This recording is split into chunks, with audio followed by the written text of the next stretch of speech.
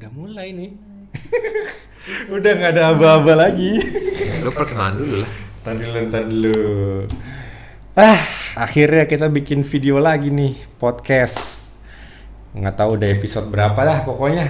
Nih, kali ini gue ngundang seseorang yang udah lama gue pengen undang. Namanya, mohon memperkenalkan diri Agan. Nah, halo. Ini pasti udah dari sini udah banyak nih yang tahu nih kameranya nih. Enggak lah. Jadi gua Steven dan gua salah satu dari 2 orang di balik Fragolicious ID. Fragolicious. Ya, jadi selain gue itu ada Vera. Jadi gua Mr. Fragonya, Vera itu Ladylicious. Kok yang satu kan harusnya Mr. Frago, yang harusnya yang satu lagi Miss Frago dong harusnya. Sebenarnya Miss Licious gitu Miss kan. Licious. Kan Frago Licious kan. Tapi kan lebih enak Lady kan. Lady Licious kayaknya lebih misterius, lebih seksi, lebih femme fatale. Ya boleh juga tuh. Boleh tuh istilahnya. Itu Frago itu dulu kalau nggak salah tuh ada beberapa orang ya. Dulu waktu gue pertama kali subscribe atau follow tuh ada 4 apa berapa? Ada 4. Jadi sebenarnya Frago itu pertama ada 4 orang. Selain gua sama Vera, ada Yodi sama Hendry juga. Tapi sekarang udah enggak. Tinggal 2. Nggak mau ada ini apa rencana nambah tuh? Enggak sih, maksudnya enggak kepikiran karena dengan kondisi sekarang ini sebenarnya masing-masing orang bisa membuat review parfum dan masing-masing orang bisa bikin channel kan. Yang semua orang bisa nyanyi ya, semua orang juga bisa bikin band. Ya kurang lebih seperti itu lah ya. Iya, jadi itu sebenarnya udah dari berapa lama sih si Frago ini, Fragolicious ini? 2018 ya? Iya, jadi sekarang udah 2025, tapi 2018 itu pertengahan tahun. Tapi lo sendiri nggak maksudnya mengoleksi parfumnya sebelumnya kan? Udah lama. Dari gak koleksi parfum dari 2014 mungkin mulai banyak kali ya. Tapi ya sebelumnya ya memang dikit-dikit numpuk-numpuk gitu aja. Waktu pertama kali misalnya nih beli parfum ya. Terus mungkin kan orang, gue mau sukanya yang lokal doang. Ini yang ini gitu. Ada nggak maksudnya waktu pertama kali nih mindset, gue mau ngoleksi parfum. Mau beli parfum deh, terus ada ini nggak standar atau ininya? Nggak ada sih. Jadi pertama kali gue koleksi parfum itu ya udah pasti desainer dulu ya. Dan desainer dulu itu yang gue beli itu gue ingat banget yang Versace, Paco Rabanne, Armani. Nah udah gitu sampai satu titik gue tuh merasa jenuh dengan aroma parfum desainer. Dan pada waktu itulah perkenalan gue pertama dengan parfum niche, yaitu Bon No. 9. Jadi kenapa gue punya special attachment dengan Bon No. 9 itu karena memang itu kayak gue punya niche yang pertama. Brand niche gue yang pertama. Nah, lu waktu tahu itu merek niche atau bukannya itu gimana? Gua itu nggak tahu dengan istilah niche. Belakangan gue baru tahu bahwa ternyata ini klasifikasinya adalah parfum niche. Jadi pada waktu itu gue cuma tahu, ini parfum apa nih, bentuknya bintang, botolnya teki kan. Tapi kok harganya mahal, 2 juta lebih. Jadi gue cuma bilang, ini parfum mahal. Gitu aja. Cuma belakangan gue baru tahu kalau disebutnya niche. I see. Terus dari tahun 2018 tuh. Terus tadi 2018 bukan dong, waktu 2018 itu Fragonya, tapi berapa itu? Kalau koleksinya itu mungkin dari 2014-an. 4 tahun sebelumnya ya. 4 tahun sebelumnya. Nah, itu udah mulai nge-review gitu enggak sih? Enggak. Gimana? Kenapa bisa memulai nge-review? Gua itu tidak punya kemampuan untuk berbicara di depan umum. Tidak punya kemampuan untuk public speaking actually. I see. Nah, terus kayak ya ini lucu sih ya. Waktu pertama kali kita ngebikin review kita tuh cuma sekitar 20-30 menit ya. Tapi itu syutingnya sampai 1 jam atau enggak sih? 1 jam setengah. Syuting salah, take ulang. Ini kurang itu. Karena memang sebegitu tidak profesionalnya dan sebegitu tidak pahamnya kita tentang dunia mereview. Jadi sebelumnya pun nggak ditulis dulu, nggak dinotulen atau apa gitu, nggak deh. Waktu kita nge-review ada papan tulis. Oh, Ada papan tulis warna putih. Itu papan tulis masih ada di rumah gua. Dan poin-poinnya udah kita tulis tapi itu masih salah. kebanyakan improve tadi. Biasanya improve itu yang salah. Aduh, kemarin juga nih podcast kebanyakan improve sama siapa gitu bintang tamu. Wah, udahlah itu di tag ulang. Oh, jadi, iya kali ya. Iya. Mungkin karena terlalu banyak hal yang kita tulis, poin-poin ini itu. Jadi kayak kalau kita nggak sebut kita ngerasa salah. Padahal kan kalau kita kayak ngobrol-ngobrol gini aja, ya sebenarnya oke juga kan. Iya. Sooner or later poin-poin tersebut bisa aja dibicarakan lagi biasa. gitu, muncul lagi dalam conversation. Mungkin aja relevan gitu kan. Iya. Nah, dari yang udah kan nih baru setelah 4 tahun baru bikin nih Fragolicious. Itu ceritanya gimana awalnya tuh? Jadi sebenarnya Fragolicious itu yang menghimpun kita itu adalah waktu itu owner ETC. Oh, isi. Ya. Jadi dari kita berempat itu 3 orang itu memang punya toko. Dulu itu ya sampai sekarang Vera masih punya Coco Perfumery. Henry itu Renaissance dulu, sekarang Galeri by Renaissance. Satu lagi Yodi itu dia yang punya Apaya. Oh, jadi kayak pemilik toko gitu. Tapi selain lu nih, Iya. yang lainnya. Cuma gua satu-satunya yang tidak punya toko dan see. gue mulai dari konsumen, terus kenal dengan ownernya ETC, kemudian karena dia melihat bahwa gue punya passion terhadap parfum dan dia suka baca gue punya tulisan. Berarti udah review, tapi bertulis. Bukan ini. Jadi maksudnya tulisan itu ya bukan untuk dipublish gitu. Jadi bagaimana gue mendeskripsikan parfum gitu kalau gue ngobrol sama dia. Nah, terus tulisan-tulisan tuh di IG gue, tulisan gue suka kadang-kadang gue taruh caption biasa, tapi gue tuangkan dalam bentuk puisi begitu. Nah, jadi dia invite, terus terbentuklah Fragolicious. Malah yang sampai sekarang ini ya yang bertahan 2 ini.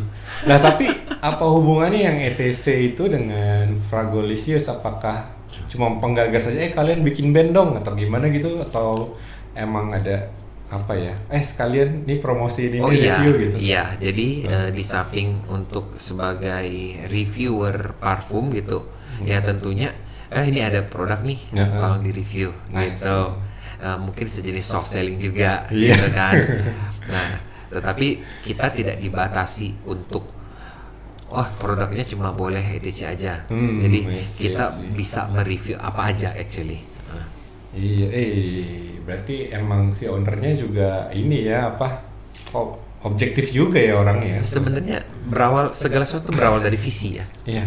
Jadi visinya memang ngebikin ya kayak refer parfum kayak whatever it is Frago now gitu loh. Dulu tuh ada ininya nggak sih kayak strategi gitu kan, misalnya ya kalau sekarang zamannya TikTok kan ya sehari 2 kali review atau gitu. Enggak, karena gimana ya, sulit banget untuk kita itu berempat orang ketemu. Sih. Ya, karena gue di Jakarta Barat, Vera itu di Tangerang, Yodi itu di Jakarta Barat, Henry itu di Bekasi. Membelah Jakarta ya. Jadi di Jakarta Barat ada 2 orang gitu, dan Jakarta dibelah 4.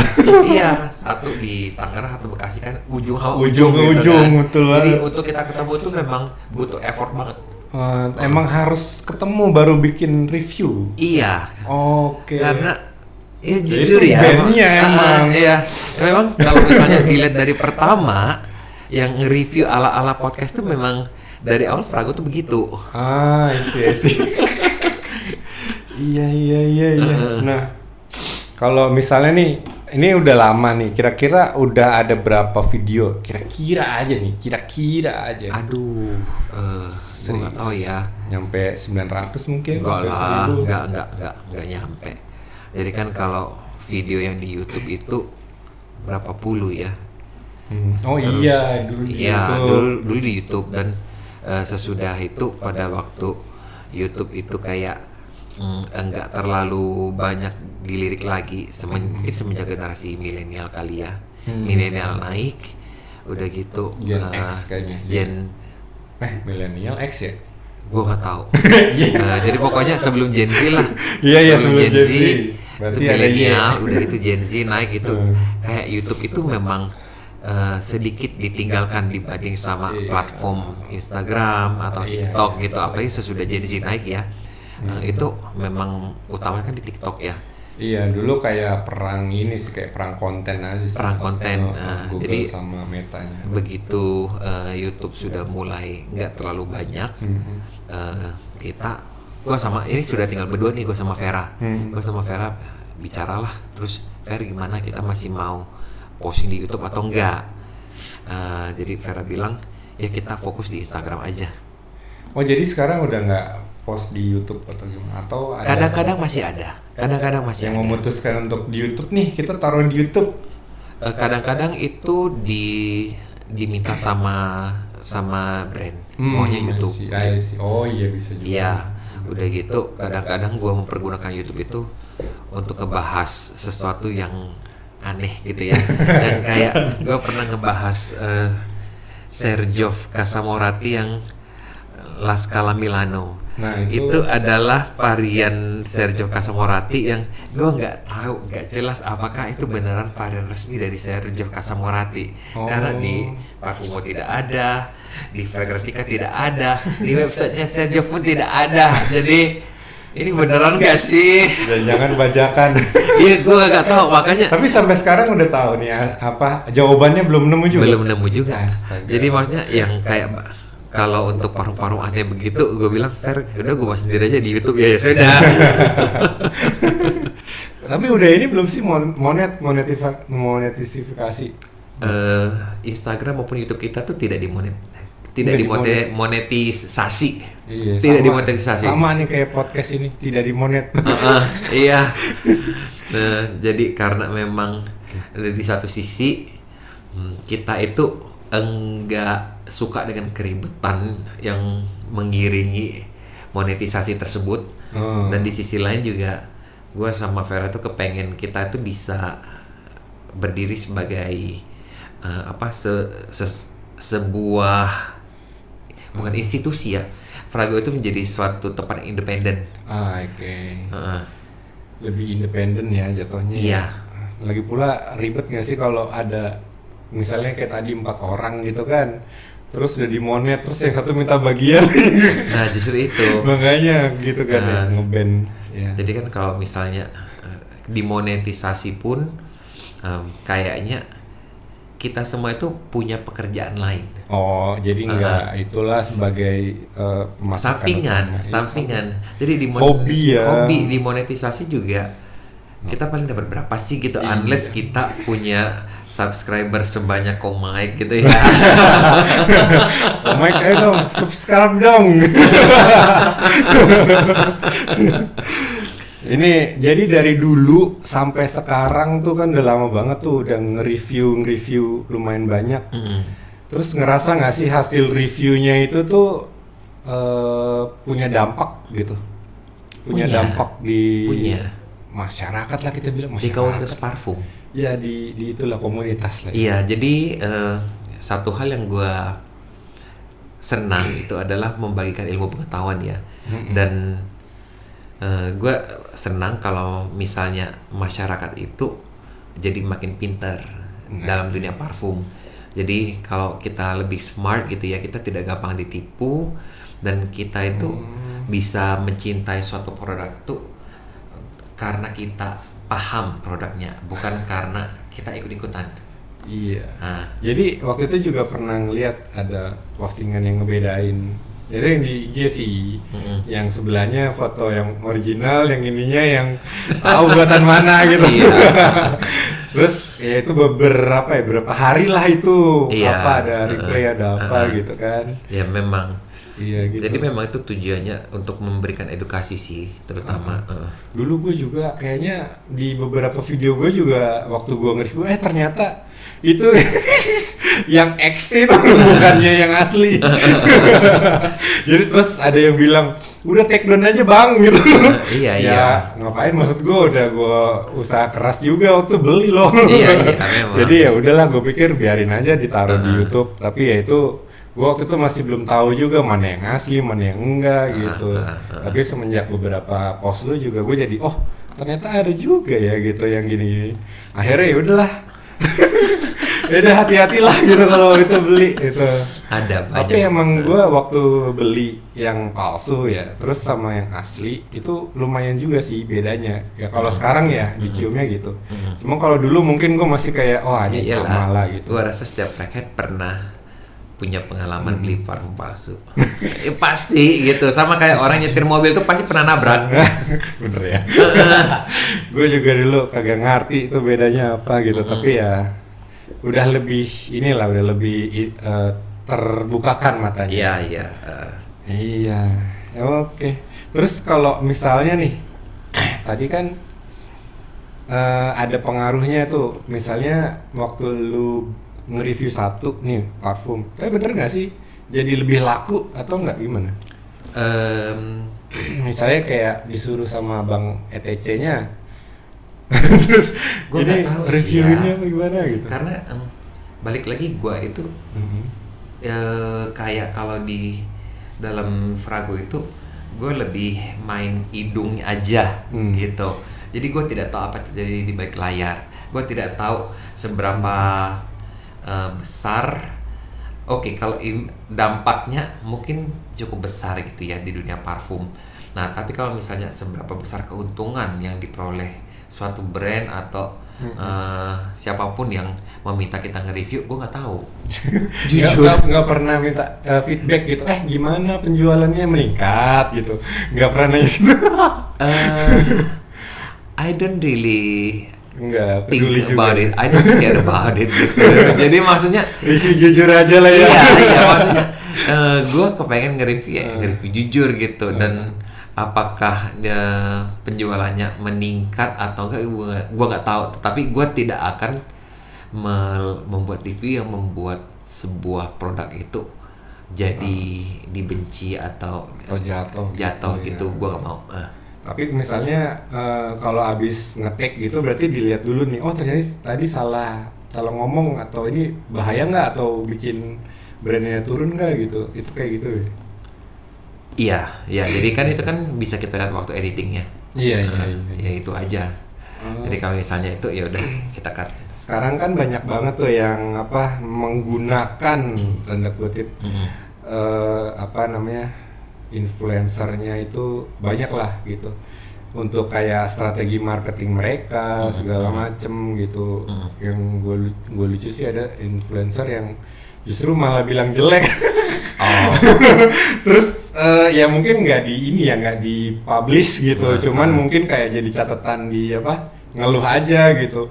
Iya, gue kagak mau ini habis jelek, terus kalau gue up juga jelek nanti gitu review gue gitu kan. Terus udah mendingan nggak usah di up. Itu kayak gitu pernah nggak atau gimana?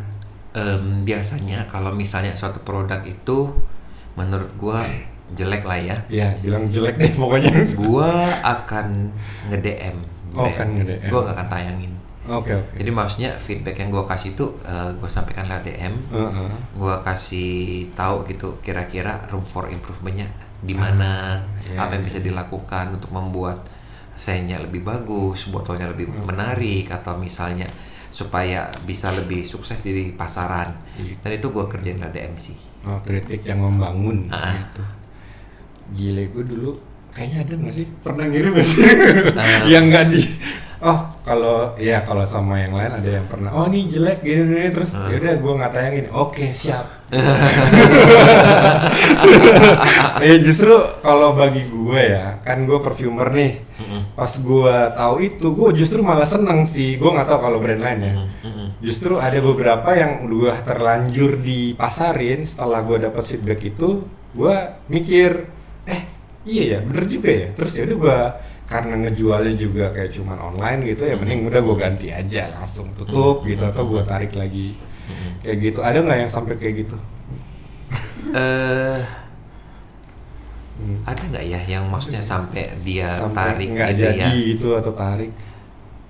Yang gue tahu ada yang mereka nggak lanjutkan produksinya, tapi yang sudah mereka produksi tetap mereka jual. Iya, mubazir juga ya. Iya, tetap mereka jual. Udah gitu mereka stop gitu, terus mereka tweak lagi ada. Ya di next batch mungkin Iya, apa-apanya sesuai improve masukannya Iya, gitu kan. betul. Iya itu penting sih sebenarnya. Justru kita ya maksudnya perfumer indie lah, kita bilangnya indie. Justru kayak gitu tuh yang benar-benar. Soalnya kalau kita ngasih ke temen nih, belum tentu hidungnya sejago kalian. sejago Prago. Ya, tergantung temennya. Kalau temennya blackhead ya jago juga. Iya, makanya kan rata-rata temen kantor. Oh iya, kalau atau teman biasa temen yang itu. bukan dunia parfum paling jawabnya, oh iya enak. Wah, ini oh ini wangi gak enak. ini ya. Ini ya biasa aja gitu aja sih. Ya itu kayak wah gua kayaknya salah ngasih ke lu gitu. Jadi mendingan gua ngasih ke Frackhead lah gitu. Biarin dimarahin atau dikritik gitu. Setidaknya itu bisa membangun. Iya, dulu ada temen gue yang nggak mau ngasih gitu kan, nggak mau ngasih ke influencer atau apa, takut digituin. Dia belum pede mungkin gitu. Ya itu mentalitas itu memang perlu dibangun. Jadi pada waktu kita mau menjadi perfumer, bikin parfum, itu harus memiliki mental baja. Dan itu juga yang gue tahu, gue ngomongin sama Vera gitu pada waktu dia mau rilis parfum. Fair, kalau lu terus-terusan ngedengerin orang satu-satu, terus lu address satu-satu, lu gak akan bisa ngerilis parfum karena tidak semua, lu tidak bisa menyenangkan semua orang. Lu cuma perlu meyakini apa yang lu rilis itu lu sukain dan lu yakin orang lain akan suka. Kalau mau lebih mengena ke semua orang, ya rilis aja yang lain. Rilis notes lagi gitu atau Gue nggak tahu karena even kayak parfum yang se-mainstream kayak Sauvage, Eros, BDC gitu, tanya deh sama para frackhead yang sudah lama, itu mereka juga sudah jengah, dan gue pun udah jengah gitu dengan aromanya. Jengah tuh maksudnya jenuh gitu ya? Jenuh, bosen. Iya. Ini lagi gitu loh. Kalau dari ini sendiri, misalnya kayak kan berarti banyak nih brand yang menghampiri gitu kan, tolong ini kirim di review atau segala macem. Biasanya minta bayaran nggak sih atau kayak gimana gitu? Enggak. Jujur aja. Enggak ya? Enggak. Jadi gue nge-review itu nggak minta bayaran ya. Jadi gue cuma bilang gue akan nge-review dengan jujur, terus gue akan nge-review dengan cara gue, dan syaratnya itu untuk gue tuh no brief, no draft, and no deadline. Tapi kalau no deadline kan kita bingung gitu, nanti ditayanginnya sebulan lagi, 2 bulan lagi. Iya, itu resiko kalau misalnya mau sama gua gitu loh, kalau mau nawarin ke gua. Nah, tetapi memang ada beberapa brand yang insist gitu untuk nanyain red card. Ya. Nah, ini gua bicara untuk lokal ya, lokal. Okay. Kalau misalnya untuk nge-review barang-barang dari luar, ya sometimes gua nerima bayaran ya. Nah, tapi kalau misalnya untuk lokal itu gue punya kerinduan untuk bisa support parfum lokal. Nah, cuma sekarang juga memang kayak dengan banyaknya brand-brand yang ada, kayak memang mesti selektif juga karena tidak semua orang di dunia parfum ini ada karena cinta, karena passion terhadap parfum lokal. Some people ada di sini karena memang di sini adalah lahan bisnis yang menguntungkan. Iya dong. Kan kita buat konten juga buat AdSense atau apa gitu. Iya, gue sih kagak ini ya. Iya. Sayangnya gue nggak nerima duitnya gitu. Kagak ada AdSense, kagak ada monetization dan lain sebagainya. Makanya jadi memang agak sulit gitu. Tadi kan nggak nerima draft atau apa gitu kan. Berarti misalnya nih si brand nih datang jebret. Terus nggak dikasih apa misalnya kayak Oh iya, latar belakangnya atau mereka apa? kasih SOW. Ceritanya gitu. Mereka kasih gua, oh ini loh product knowledge-nya. Oh iya, Bla bla bla bla gitu kan. product Nah, knowledge. cuma gua bilang nggak ada brief itu, gua nggak kepengen brand itu bilang lu harus ngomongin sprayernya begini-begini, lu harus ngomongin begini-begini, lu harus sebut tagline-nya begini-begini itu brief gitu. I see. Nah, yang maksud gua no draft itu gua nggak mau sesudah gua syuting terus gua harus kasih ke brands, terus mereka akan merevisi ini kurang ini, lu harus stay ulang bla bla. Gua nggak mau. Dan lu pasti nggak mau nge-tag 2 kali gitu atau Nggak gimana? mau karena gua kagak dibayar. Iya, bener banget lagi. Gue lebih baik mempergunakan waktu gue untuk melakukan hal yang lain, misalnya melakukan pekerjaan utama gue gitu, Atau untuk review cari lain duit aja. gitu kan. Dan no deadline itu penting karena gue sama Vera berdua, terus kita tuh sekali syuting bisa stripping kayak sinetron. Oh, jadi satu kali duduk bareng tuh bisa beberapa Bisa 5-6 brand Oh, gitu. oke. Nah itu yang buat kita tuh kita nggak bisa janji deadline gitu, tapi Oke. you just need to trust us, pasti akan tayang gitu aja. Suatu saat nanti. Apakah tahun depan, 3 tahun Iya, lagi kalau bagus gitu, ya, kalau enggak kita 100 diam purnama aja. kemudian. Kalau nggak kita DM aja deh. Ternyata kurang bagus kan. Kita udah deg-degan aja. Tapi kan misalnya ada juga misalnya nih suatu brand yang gede, terutama kan pasti mereka punya strategi marketing nih. Oh lagi hype-hypenya nih, gue mesti ini mesti tayang semua gitu di push nggak? Ada. Terus digituin juga nggak? Itu tergantung dari bagaimana cara mereka memperlakukan. Jadi gue tuh percaya bahwa attitude adalah a small thing that makes all the difference. Iya. Jadi kalau memang misalnya lu berharap gua kepengen ini itu, lu harus masuk di dalam kategori orang yang gua anggap sebagai teman. Oke. Instead of just somebody yang gua temui dan kasih gua tugas. Betul. Ngerti kan? Udah kagak ngebayar. Kita nggak minta bayar. Betul. Tapi kalau misalnya yang minta adalah temen, gue dengan senang hati melakukannya gitu. Sih. Iya. Jadi kalau untuk temen, gue rela. Kita temen kan dia. Kalau Terima kasih lo udah datang, gua susah banget nih ngajaknya. Terus ini lagi nih, misalnya kan berarti koleksinya udah banyak dong ya, karena banyak yang ngirim juga. Terus itu mengapa ya namanya, mengatur di lemari atau di tempat penyimpanannya itu ada cara khusus gak tuh gitu? Gua biasanya berdasarkan brand. ABC atau gimana? Enggak ada. Enggak. Jadi berdasarkan brand aja. Gua tahu ini Sergei Lutens di sini, gua tahu Bottega Veneta di sini, Bonaboni di sini, Frank Mucci di sini. Dan untuk lokal secara khusus gua taruh di rak-rak khusus ini lokal nih. Timur Tengah juga gua taruh di rak khusus Timur Tengah. Jadi nggak spesifik, gue maunya yang dari ini aja ya, maksudnya yang mahal aja ya. Enggak, gua campur kok. Oh, kirain ada yang dikategorikan berdasarkan harga. Oh, enggak ada. Kasihan kalau misalnya kayak gitu, kayak jadi kayak kasta-kasta dong. Iya, tapi ada nggak sih misalnya nih ya, brand lokal atau yang mau mahal gitu, misalnya kan artisan rata-rata ya menurut gue bisa menetapkan harga tuh lebih tinggi biasanya gitu. Nah terus ya kadang gue mikir, skillnya belum apa-apa ya, tapi kok udah minta harga segitu. Ada nggak tuh kejadian di lokal kayak gitu? Atau di luar ya misalnya, atau di parfum-parfum yang lain? Kalau di lokal sih nggak ada sih ya.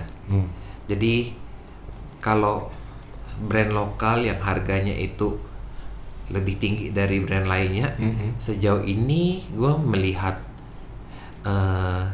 melihatnya itu adalah brand yang memang kualitasnya itu oke. Jadi tidak ada brand lokal yang overclaim, atau mungkin ada tapi nggak approach gua. Bisa juga kan, bisa jadi ada brand lokal yang memang tidak approach gua, tetapi yang gua tahu selama ini teman-teman yang di sekitar gua itu yang harganya di atas rata-rata itu memang menjanjikan kualitas yang lebih baik. I see. Itu kualitas yang lebih baik maksudnya pakai bahan-bahan raw material yang bukan ori apa? Natural kayak gitu-gitu nggak sih atau yang kayak gimana? Not really. Jadi gue bukan orang yang mati-matian harus natural, membela natural. No, I love synthetic. I love synthetic. Kan kalau di masyarakat kan kayak ada yang gue anti sintetik gitu segala macam. Ini ada dua kubu nih. Ada yang ada tiga sih. Ada yang suka banget. Ada yang natural only. Ada yang sintetik it's okay dan kebanyakan sintetik. Ada yang dua-duanya gitu. Kalau lu lebih kemana atau kayak gimana? Gua yang jelas gue bukan orang yang senang parfum yang natural only. Simply karena gue tahu kalau raw material yang natural itu sebenarnya molekulnya itu tidak stabil, tidak terlalu stabil. Jadi dia punya shelf life lebih cepat. Karena gue kan kolektor ya. Nah, jadi gue berubahnya cepat gitu atau? Iya. Jadi berubahnya bisa jadi lebih cepat. Udah gitu dia punya reaksi terhadap kulit juga bisa bermacam-macam. Dan ya soal dia punya ketahanan aroma, ada yang lebih tahan, ada yang lebih letoy. Ya serius. Jadi intinya kalau yang all natural itu lebih susah untuk diprediksi. Iya bener banget. Gue juga sebagai perfumer kalau make bahan natural itu susah dapat konsistennya itu. Susah konsisten. Makanya gue itu sebenarnya lebih senang natural dan sintetik itu bersatu bersama-sama karena itu jadi kayak orkestra. Iya. Oke. Iya sih. Tapi it doesn't matter. Jadi bukan berarti gue have anything against people who love natural perfume. No. Jadi semua orang berhak memiliki selera. Jadi kalau ada orang yang seneng natural, do it gitu. Kalau nge-review itu, lu sendiri tahu nggak sih harga parfumnya berapa gitu? Waktu mungkin mau launch atau apanya? Oh nanti kami akan jual seharga sekian. Umumnya tahu. Umumnya tahu. Oke. Ya kan ada juga yang kita klaim nih natural semua gitu, jadi harganya begini gitu kan? Ada yang gitu ya? Iya, ada yang mengklaim all natural atau kayak 90% natural. Jadi harganya tinggi. Nah, jadi ya. Tapi worthnya tingginya tuh. Udah tinggi, natural semua, tapi jadi susah gitu kan, berubah terus. Nah, justru itu kalau gue sih, gue bukan orang yang suka menggantungkan sesuatu pada hal yang tidak pasti. Itu maksudnya di dalam kehidupan gue itu, gue adalah orang yang lebih senang ya udah pasti aja gitu. Jadi gue INTJ dan INTJ itu adalah seorang strategis. Jadi gue itu perlu tahu apa yang akan terjadi dan segala probabilitas yang akan terjadi dalam 5 langkah ke depan. Mesti diperhitungkan supaya gue bisa memperhitungkan apa yang akan gue lakukan, respon gue dan seterusnya. Dan itu tidak berlaku untuk natural perfume. Sehingga gue bukan fans of natural perfume. Oke. Tapi sebenarnya penting nggak sih ngebedain kayak gitu-gitu? Kan ujung-ujungnya parfum juga nih, parfum nih. Nggak penting. Nggak penting ya? Untuk gue nggak penting. Tapi parfum adalah parfum. Ya parfum. Enggak kan yang natural aja lebih sering. Kalau gue ya lebih sering karena gue kualitas sensitif lebih sering. Ya lebih panas gitu. Ya sebenarnya gue kepengen meluruskan gitu ya bahwa natural parfum, synthetic parfum itu adalah suatu isu yang tidak akan pernah bisa selesai karena sama kayak lu suka singkong, gue suka keju, it's okay gitu. Nah, ada lagunya tuh. Iya memang makanya. Nah, cuma memang tidak perlu saling merendahkan gitu ya. Yang suka natural tidak perlu merendahkan yang senang sintetik. Yang sintetik juga tidak perlu merasa rendah diri atau menghina yang natural gitu. Nah, itu semua balik lagi ke selera sih ya. Kalau dari parfum luar yang kayak gitu-gitu ada nggak sih? Maksud tahu nggak sih ada yang natural gitu? Ada. Dan itu dibeli itu. Ada yang gue beli. Beli atau dikasih? Beli. Terus gimana gitu maksudnya? Itu niche berarti kan? Iya, Hiram Green. Terus ya yang gue tahu mungkin ada Centurion atau apa namanya yang tutupnya bulat itu. Ya, terus ada Theon Rental, ada Bornikov. Nah itu kan harganya mahal betul. Iya. Nah itu maksudnya sama nggak sih sama parfum-parfum lokal yang pure natural juga? Atau emang beda keahlian? Gua rasa gue tidak punya cukup banyak database untuk menjawab itu ya. Jadi kayak karena gue cuma punya beberapa lah, 1, 2 atau 3 gitu parfum natural yang gue beli di luar negeri. Sementara parfum natural yang dari lokal itu Oke, ada beberapa parfum yang mengklaim natural, tapi gue nggak yakin itu natural. Nah, masih ada. Iya, sementara yang belakangan ini muncul ada parfum yang mengklaim diri lokal, mengklaim natural, mahal juga, tapi gue nggak beli, gue nggak punya. Jadi kayak gue tidak bisa membandingkan, sehingga gue lebih baik gue tidak menjawab karena gue takut salah. Kalau misalnya ini ada brand baru atau brand-brand pokoknya brand baru deh intinya. Terus perfumernya newbie atau apa gitu. Mungkin ini baru rilisan pertama dia gitu brand itu.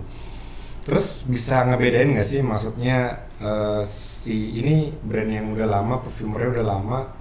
Jadi kayak apa ya? Pengalaman dari si perfumernya tuh kerasa nggak sih di perfume jadi itu kayak gitu? Umumnya bisa. Kayak gimana coba? Aduh, gila, gue perlu nih hidung yang udah bisa membedakan. Gue biasanya ngeliat itu pertama-tama dari blendingan ya. Oh, blendingan. Dari blendingan, udah gitu dari berapa banyak aroma yang mereka pakai di sana ya. Gue gak bicara tentang notes, jadi gue bicara tentang aroma. Mereka mencampurkan berapa aroma, gue bisa mencium apakah ini ada aroma floral, fruity, atau aroma ambroxan, aroma amber, aroma woody dan lain sebagainya gitu. Itu kan klasifikasi ya. Itu belum bicara tentang notes. Udah gitu gue percaya kalau orang yang sudah semakin matang sebagai perfumer itu, dia bisa merangkai notes itu lebih banyak sehingga aromanya itu lebih kaya. Nah, jadi masalah blending, masalah scent, udah gitu masalah ini apa? Kadang-kadang dari tingkat oily atau enggak juga bisa. Ya kalau banyak kan yang sekarang yang masih baru datang nih, baru coba-coba ya Aulinya emang ya karena ada faktor lain, ada banyak raw material atau dari masalah raw material bisa, terus masalah keinginan untuk memberikan SPL yang nampol juga bisa. Iya, gitu. Nih, ya intinya itu sih bisa kecium lah ya pokoknya. Kurang lebih bisa. Gue bisa menebak kurang lebih ini perfumer dia mungkin perlu berkembang lebih lagi gitu, perlu belajar lebih banyak, atau misalnya ini sudah jauh nih dari apa yang gue pahami tentang parfum.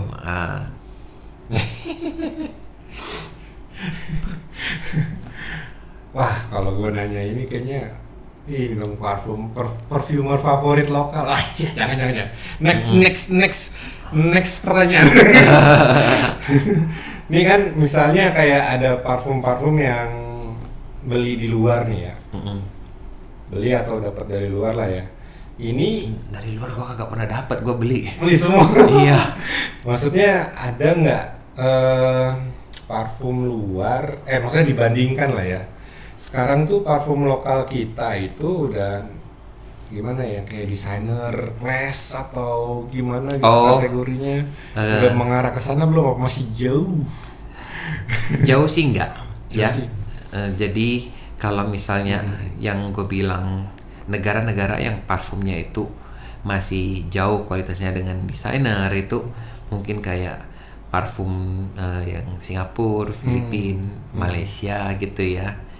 Nah kalau Indonesia itu gue merasa dia itu lebih sejajar dengan kualitas parfum Thailand, atau mungkin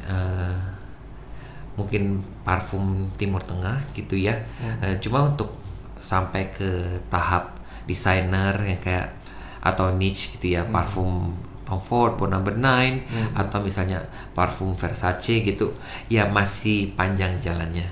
Itu kan karena sebenarnya di balik dari si parfumer dari perfume branded ya kita bilang apa sih tadi? Iya. Desainer dan itu kan sebenarnya si perfumernya sendiri yang udah berapa puluh tahun gitu kan. Iya betul. Jadi makanya dia juga udah punya standarisasi untuk bikin parfum ya, yang bagus makanya tuh gimana. Kalau misalnya pertanyaan itu ditanyakan dan maksudnya dia hal itu diterapkan pada parfumer lokal itu kayak nggak apple to apple gitu. Iya, betul. Bagaimana mungkin membandingkan Jean Claude Helena yang sudah berpuluh-puluh tahun berkecimpung dunia parfum dengan parfumer kita yang mungkin baru 5 tahun gitu, atau misalnya ada kayak yang sudah 10 tahun ya dari 2015 kayaknya. Baru itu Darwinse doang sih. Iya ya. Tapi dia kayaknya lebih ke niche sih jatuhnya alirannya. Jadi kayak nggak apple to apple aja untuk menerapkan itu. I see. Iya. Ih, Gila. Kalau misalnya yang mendekati ada nggak sih? Maksudnya yang kesana tuh mungkin bisa di ini kali, atau brand apa gitu yang udah Adalah. Adalah. Apa karena perfumernya orang luar atau gimana? Oh enggak, ini gue lagi bicara tentang parfum lokal dengan kualitas yang bisa dirilis sebagai salah satu koleksi dari Sergei Lutens gitu. Ada. Oh ada. Gua kayaknya ketinggalan zaman ini. Bikin proyek mulu sih. Makanya ngeraci. Iya tuh, aduh gila.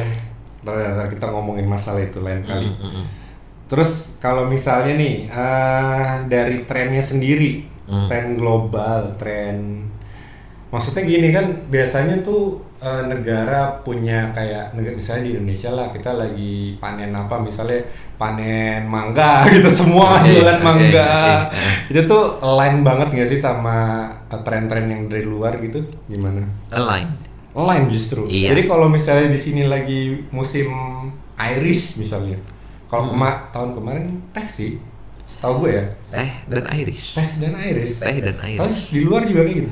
Iya, jadi di luar tuh gimana? Di luar tuh di mana nih? Enggak, jadi sebenarnya di luar itu trennya itu enggak gimana ya? Karena parfum di luar negeri itu sudah jauh lebih banyak. Dan kayak kita tren iris gitu sebenarnya di luar sudah ada. Di kayak Dior Pour Homme Intense, udah gitu dari Bulgari yang Eau de Parfum Eau de Bleu, kemudian ada Plain Iris dari Dusita dan sebagainya. Jadi kayak kalau apapun tren yang berlangsung di Indonesia itu sudah pernah dulu di luar negeri, ngerti nggak sih? Iya. Ya jadi kayak enggak ada tren yang di Indonesia tetapi di luar negeri belum pernah. Kita bikin mungkin duren. Sekarang kan lagi mulai tuh Musang King, sampai pizza aja Musang King. Tapi lagunya nggak laku, parfum aroma duren. Tapi kayak ada kan? Pernah tuh gue pernah denger tuh. Fordiv. Mudah-mudahan laku lah ya, mudah-mudahan. Gue denger laku sih, karena memang itu limited edition dan kayak sekarang udah susah. Kalau kalian mau cari parfum itu susah. Sih, batchnya terbatas ya. Iya. Gila. Nah, itu berarti kalau duren itu masuknya ke niche nggak sih kayak gitu? Atau emang ya terserah si perfumernya aja lah? Enggak, ya sebenarnya kalau dibilang Indonesia rata-rata adalah parfum niche. Kita balik lagi sekarang ini kata niche itu dipahami sebagai apa gitu kan? Nah, apakah kata niche itu dipahami sebagai parfum yang aneh atau parfum yang mahal atau parfum yang dihasilkan oleh produsen parfum yang tidak memproduksi barang-barang selain parfum? Iya kan? Betul. Kalau memang misalnya mempergunakan definisi yang terakhir, artinya hampir semua brand di Indonesia adalah niche gitu. Untuk pengecualian kayak beberapa kayak Button Scars gitu kan, atau misalnya parfum Solder Lab gitu, itu artinya nggak niche. Tapi yang lain-lain kayak Vera punya Nostalgia, menurut perfume, niche mereka nggak ada ngerilis ikat pinggang, nggak ada jualan dompet. Tapi kalau misalnya nih dari sudut pandangnya Mr. Stepper, niche itu yang kayak gimana yang cocoknya yang dikategorikan niche? Tadi kan ada 3 tuh kira-kira. Itu gimana? Lebih kemana deh gitu? Oh, yang dari 3 tadi tuh. Kalau untuk gue sih yang disebut niche itu adalah parfum yang memiliki aroma yang nggak biasa. Oke. Gue lebih senang mengasosiasikan niche dengan parfum dengan aroma yang tidak biasa, yang nggak bisa kalian temukan di parfum-parfum yang dijual di department store atau misalnya yang sudah menjadi mainstream. Jadi kayak dengan gue punya definisi niche ini kayak Herbapura, udah gitu Baccarat, Rouge itu sudah tidak niche lagi. Oke. Kayak gitu deh. Iya, tapi kan gini, kalau misalnya niche itu kan misalnya nih ada parfum niche yang datang nih. Kok coba tolong di review gitu kan. Nah, itu biasanya mereka kan tadi di beberapa brand ya, tapi kalau ini kan misalnya kita bilangnya artisan ngasih, terus dia tuh rata-rata ngasih product knowledge-nya tuh ngasih kayak filosofi di belakangnya seperti apa, sampai kayak gitu nggak sih? Atau rata-rata justru yang udah nih notes-nya aja gitu. Biasanya mereka ngasih product knowledge-nya itu cukup banyak, jadi ya cukup banyak pengetahuannya. Jadi kalau PDF itu sekitar 4 atau 5 halaman. Lumayan niat juga ya. Iya, karena kan ada gambar-gambar kan. Ada foto-foto. Iya, kalau gue pribadi sih yang lihat parfum tuh sebagai suatu seni gitu ya. Makanya gue nggak peduli kalau itu laku apa enggak sebenarnya gitu. Berhubung ini juga kayak hobi aja gitu. Iya. Nah kan ada juga tapi yang brand-brand lain harus untung. Iya. Nah lebih bisnis, makanya ada yang nge-push influencer, ada yang gitu-gitu. Maksudnya ya nggak tahu, mungkin emang harus, namanya juga bisnis harus untung sih. Cuman setidaknya itu dari si perfumer sendiri mungkin mengkategorikan art gitu atau gimana, itu lebih kerasa nggak, atau di parfumnya atau kayak gimana, sering bentrok atau kayak gimana? Kerasa sih. Jadi pada waktu sebuah parfum itu berlaku atau berfungsi sebagai seni, dan dibanding dengan apabila sebuah parfum itu diperlakukan sebagai alat money grabber, jadi untuk mencari untung gitu ya, atau cuci uang. Terus jadi itu sebenarnya suatu hal yang sekarang ini lagi AC-nya mati, bentar. Oke. Ya sebenarnya ini suatu hal yang lagi banyak terjadi ya di lokal, dan jujur gue tuh agak capek juga ya dengan strategi marketing brand-brand lokal pada umumnya sekarang, yang memang mereka mengetengahkan dan mengutilize kata war sedemikian rupa gitu. War apaan? War perang. Iya, maksudnya kenapa mesti war gitu? Iya, jadi kayak mereka itu mau mengangkat parfum mereka sedemikian rupa sehingga pada menjatuhkan yang lain gitu enggak? Oh bukan. Jadi menciptakan animo masyarakat yang besar supaya seolah-olah parfum mereka itu diinginkan banget, very very much coveted by many people gitu. Jadi itu untuk menciptakan suatu image bahwa parfum ini semua orang pada kepengen gitu. Dan kalau misalnya nggak punya parfum ini, orang akan ngerasa FOMO. Nah, jadi itu tujuan dari konsep war tersebut gitu. Dan warnya iya kan, bukannya justru itu strategi paling gampang ya, maksud bukan paling gampang kepikiran gitu sebagai si pelaksana bisnis itu loh. Ya justru itu, dan kayak hal ini sebenarnya menjadi iklim yang entah ya menguntungkan bagi pengusaha untuk waktu tertentu, tetapi untuk jangka panjang ini bisa backfire untuk gua, karena pada pada waktu orang bilang, oh ada parfum nih, war gitu kan, untuk dapat duluan. Tujuan dari untuk dapat duluan itu apa? Supaya gue bisa ngomongin duluan, supaya gue punya bragging rights pada temen gue yang nggak dapat gitu. Gue dapat duluan nih, gitu kan. Review duluan. Atau whatever it is yang mau dilakukan terhadap parfum itu kan. Tapi kan sebenarnya kalaupun kita kalah war, tidak ada parfum itu, akan ada masa-masanya di mana parfum itu sudah tidak lagi dibicarakan, bisa beli aja gitu kan. Tetapi memang kalau misalnya kita beli di luar masa war, orang-orang sudah keduluan, maksudnya orang-orang lain sudah pada ngomongin soal parfum itu, dan itu yang dicari dan diincer dan menjadi target dari strategi marketing ini, supaya orang-orang yang nggak dapat merasa FOMO gitu kan. Nah, dan itu kan untuk gue suatu hal yang actually stupid ya. Iya. Jadi maksudnya sebenarnya war itu kan tujuannya seperti itu. Nah, pada saat yang sama itu memang brand-brand ini membayar membayar berbagai influencer gitu untuk membicarakan parfum ini. Tetapi kan apa yang diomongin sama influencer itu memang hanya bertahan sejauh mana mereka dibayar. Ngerti kan? Iya. Begitu durasi pembayarannya sudah habis gitu, ya hanya sebagian yang masih ngomongin parfum itu out of love, out of passion gitu kan.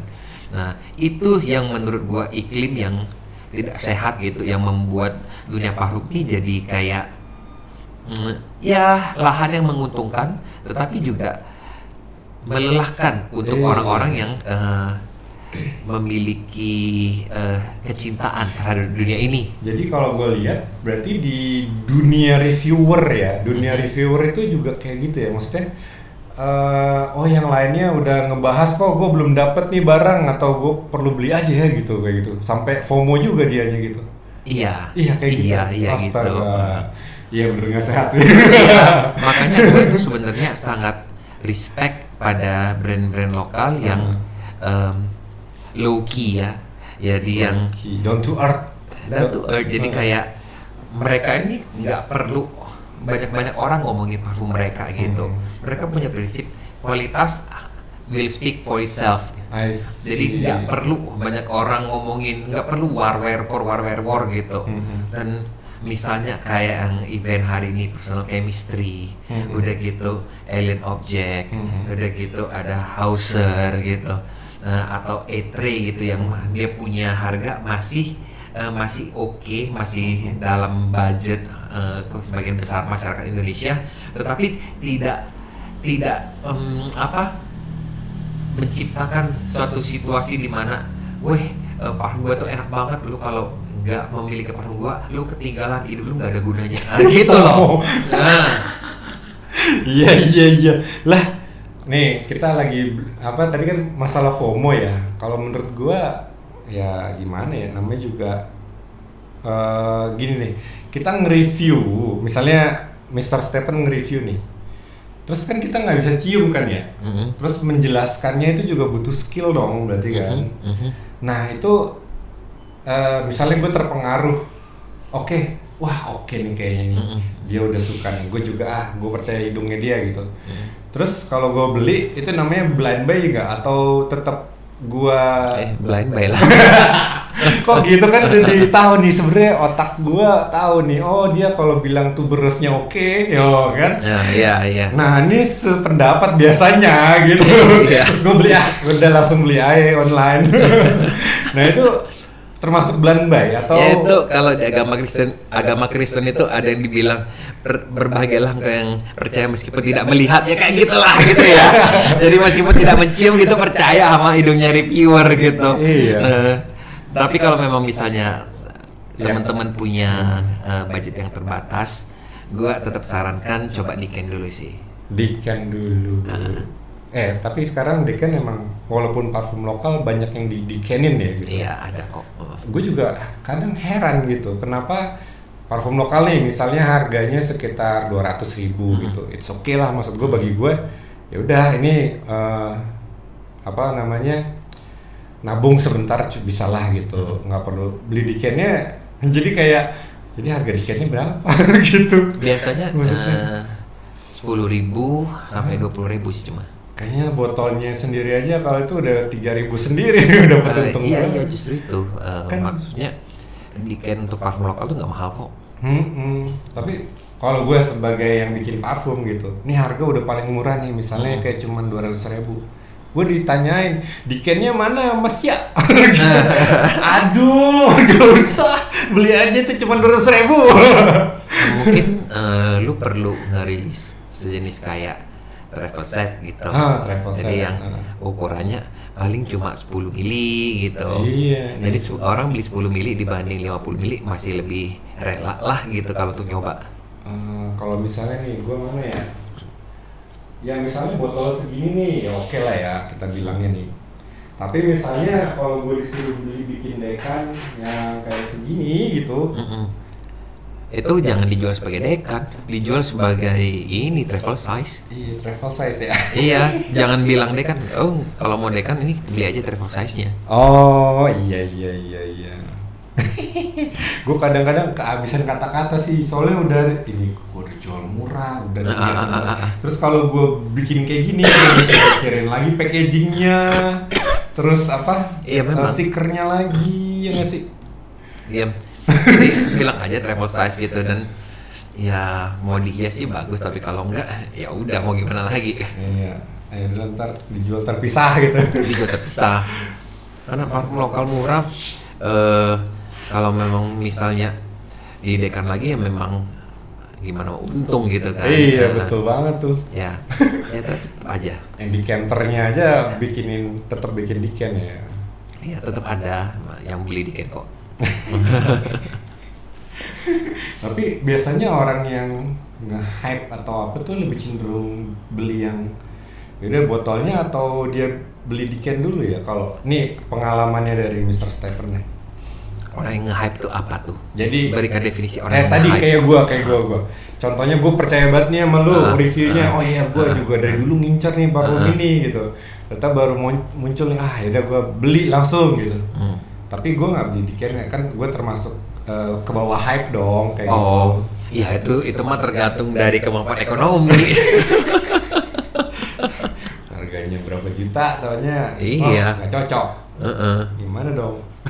Tapi kalau memang misalnya ngebeli full size dan ternyata nggak cocok juga masih bisa dijual. Oh iya, Bisa dijual. Gue juga sebenarnya gue nggak tahu nih dulu.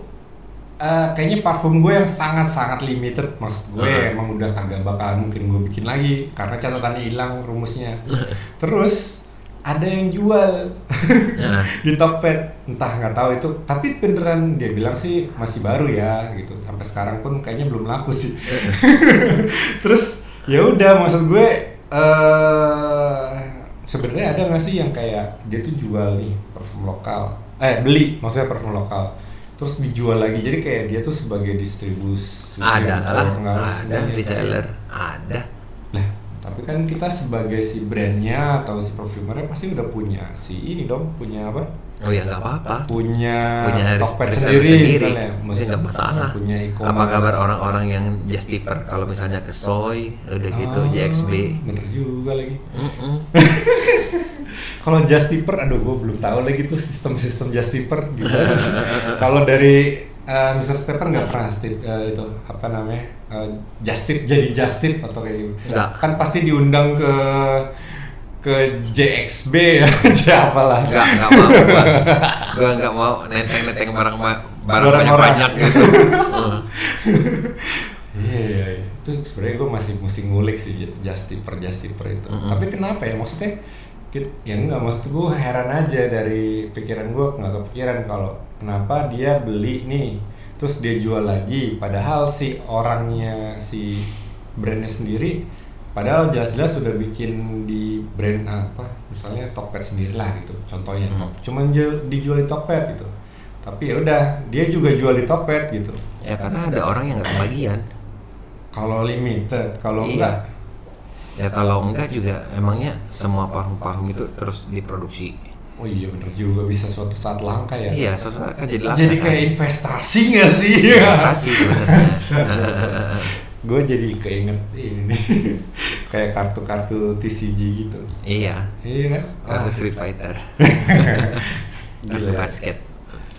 Tapi kalau ngelihat ke depannya nih, nge-review di 5 tahun lagi tuh bakalan tetap nge-review nggak sih?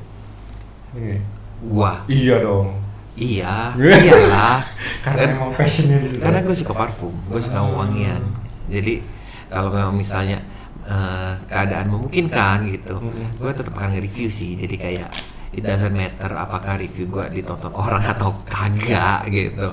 Tapi karena pada waktu gue nge-review, ya ini kita bicara tentang review secara umum ya, nggak cuma lokal aja gitu, di luar itu kan out of passion gitu. Kan sekarang udah banyak nih yang bukan ikutan ya, maksudnya mencoba untuk nge-review.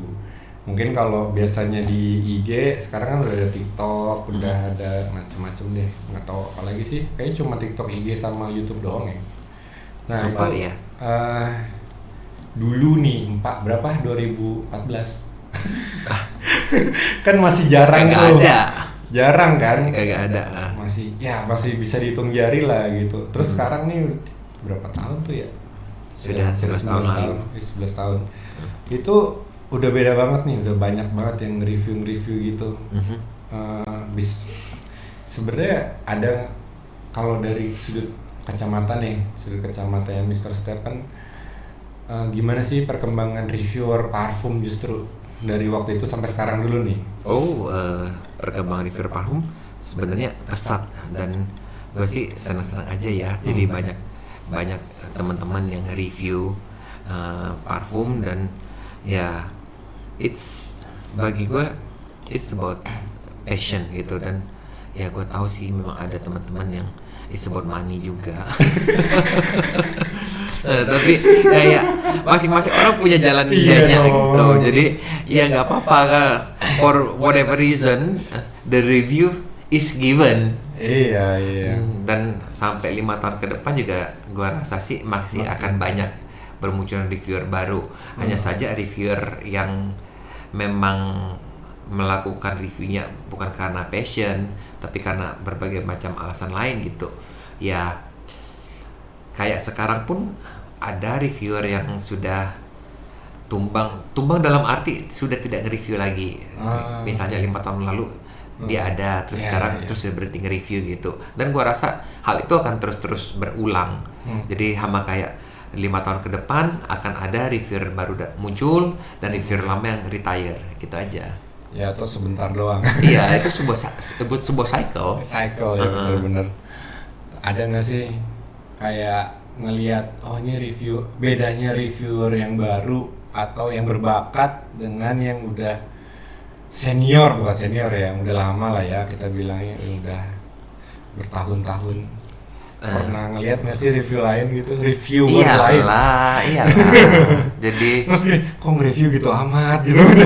Iyalah. Maksudnya nggak perlu mata atau telinga seorang reviewer parfum lama untuk bisa melihat apakah seorang reviewer itu capable atau enggak. Ngerti kan? Maksudnya orang awam pun sebenarnya punya kemampuan untuk menilai apakah orang ini punya kemampuan untuk mereview atau enggak, apakah dia memang punya bisa membedakan parfum atau aroma atau enggak. Nah, cuma kan sekarang ini karena the power of netizen, the power of internet gitu ya. Ya semua orang bisa bikin review. Dan ada yang bagus, ada yang kurang bagus, ada yang jelek. Iya, jelek. Tetapi dengan semangat untuk tidak saling menjatuhkan, yang jelek kita tidak sebutkan. Gitu aja. Yang bagus kita kasih apresiasi, yang jelek tidak kita sebutkan. Gitu. Jadi kalau tidak disebutkan, ya udah. Ada nggak yang dari dulu ternyata jelek dulu nih, tapi sekarang udah mungkin setahun gitu udah jadi lebih bagus, lebih mengerti, itu ada juga nggak? Atau emang jelek aja, emang udah nggak bakat?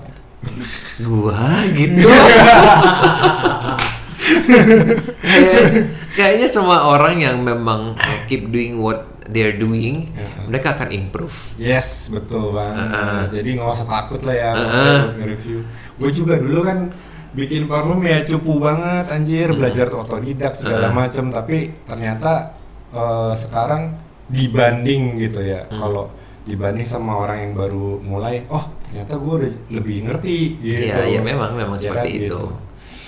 Demikian juga dunia parfum, yang tahun ini baru mengenal parfum, sukanya Eros. Udah gitu 3 tahun, dan di saat mereka suka Eros, gue sudah suka Frank Boclet gitu kan. 3 tahun kemudian, mungkin 2028 gitu, mereka sudah mulai stop pakai Eros dan pakai parfum, mungkin ganti jadi Baby Cat gitu kan. Tetapi 2028 akan muncul orang lain suka Eros juga. Jadi mungkin mainnya kurang jauh atau gimana Ya, gitu. mainnya kurang jauh aja. Masih mungkin bilang masih terbatas pengetahuannya. Mainnya kurang jauh, dan itu juga sangat masalah duit dipengaruhi juga kemampuan finansial juga. Iya. Aduh. Menurut lo penting nggak sih si perfumer lokal gitu beli parfum dari desainer atau yang luar atau yang mungkin lokal juga gitu? Perlu. Jadi perfumer lokal itu, yang namanya perfumer harus bisa mencium dan punya berbagai library osen. Dan bagaimana caranya ya, dengan mencium parfum-parfum lain. It doesn't matter mau lokal, mau desainer, mau niche gitu. Intinya latih hidung terus supaya bisa membedakan aroma, terus bisa menghasilkan karya yang semakin baik dan semakin baik. Iya, itu juga berlaku juga buat si reviewer yang baru kan, kayak gitu. Berlaku untuk semuanya. Semuanya sih. Itu ibaratnya latihan. Betul. Latihan seumur hidup nih. Iya, memang.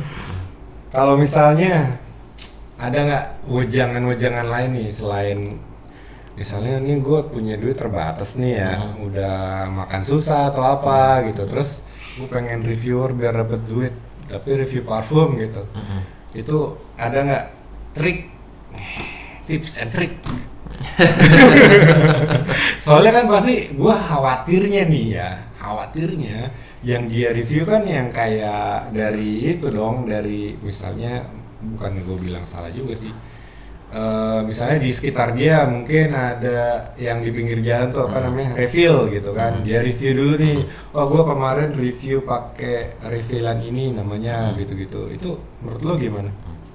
Kalau nggak punya duit, susah juga ya gitu. Jangan sok-sok jadi reviewer. Wih, jadi reviewnya mungkin yang lain yang bukan, gitu, jangan jadi reviewer. Jadi maksudnya itu kesalahan pola pemikiran orang Indonesia. Kayaknya semuanya jadi kepengen content creator. Dan yang lucunya ada riset ya, gue cuma baca lah ya, di internet bahwa orang Indonesia itu kayak sebagian besar impian dari anak mudanya itu adalah jadi content creator gitu.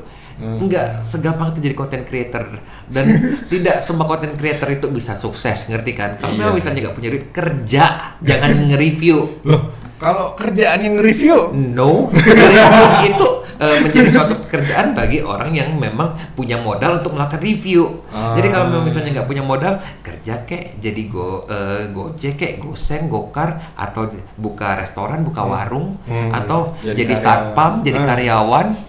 Itu the actual work gitu, yang memang dari zaman dulu, dari zaman gua muda, ya inilah yang namanya kerja gitu.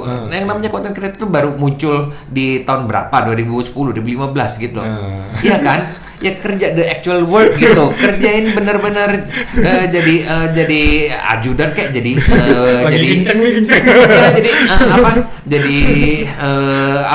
jadi asisten rumah tangga kek. Nah, habis itu kalau memang misalnya sudah gitu dan nabung pada waktu kerja ya nabung. Habis itu baru sudah duit terkumpul, barulah mulai nge-review. Oke. Jadi jangan. Kenapa emangnya kalau gua mau nge-review tapi gua miskin? Itu artinya Anda malas. Maksudnya diiming-imingi dengan dengan pemikiran bahwa akan banyak dikagumi orang, akan dapat banyak duit gitu. Betul. Udah gitu akan dapat prestis dan dapat freebies, produk-produk gratis dan lain sebagainya. Itu salah gitu. Jadi emangnya gua dapat produk gratis itu langsung 2018 kagak ada yang ngelirik. Oh iya bener sih. Iya, Bener. ya nggak bisa gitu. Dan untuk bisa mendapatkan produk itu perlu ngebangun kepercayaan, perlu ada konsistensi di dalam kita punya konten. Dan kalau memang misalnya kayak gitu kan, kita perlu bahan. Iya dong. Nah kalau misalnya nggak ada duit, mau dari mana? Ya boleh sih kalau misalnya pinjem temen. pinjam temen atau di Ken. Diken iya boleh juga, nggak masalah Diken atau beli vial gitu kan. Yes. Nah tapi balik lagi gitu, dengan cara demikian mau berapa lama kalian nge-review kayak gitu sampai akhirnya kalian bisa jadi content creator kayak Komik gitu? Wah, gua nggak tahu sih. Komik pernah nge-review pakai vial nggak sih? Nggak tak pernah. Pernah ya? Nah justru itu makanya jangan menjadikan content creator itu sebagai visi hidup kalian gitu. No. Kalau lu sendiri pernah nge-review pakai vial nggak? Pernah. Kenapa tuh dulu? Kenapa lu review pakai vial? Apa nggak Karena dapet? parfumnya nggak ada.